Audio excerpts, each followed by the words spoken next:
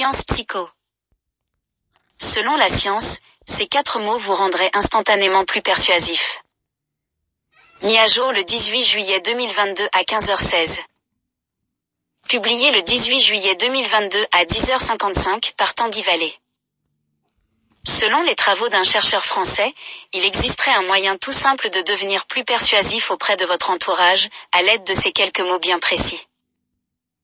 Vous avez parfois l'impression de ne pas être suffisamment écouté par vos proches, amis et collègues? C'est peut-être parce que vous ne faites pas toujours le bon choix dans les mots que vous adressez à votre entourage.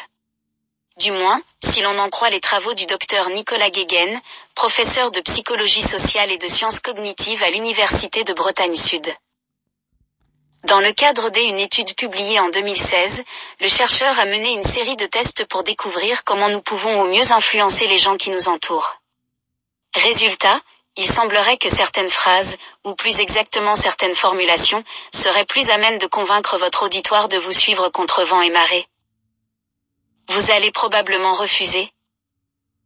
Pour développer sa théorie, le docteur Guéguen s'est rendu dans la rue, et a approché un total de 640 personnes en leur demandant de différentes manières de faire un don pour un hôpital pour enfants.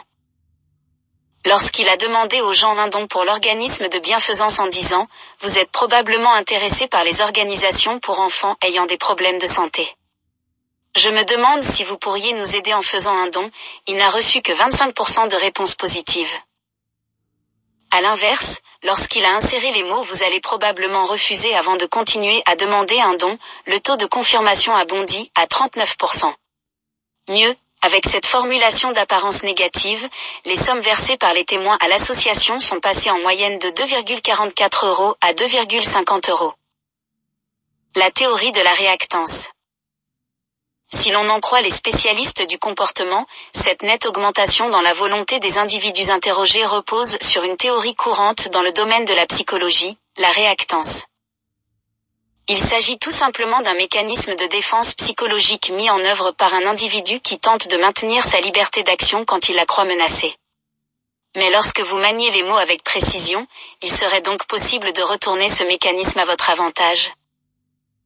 En effet, le fait d'utiliser une formulation potentiellement négative est efficace car ces mots donnent une porte de sortie aux gens, en leur donnant l'impression qu'ils agissent de leur plein gré et que ce sont eux qui contrôlent leurs décisions.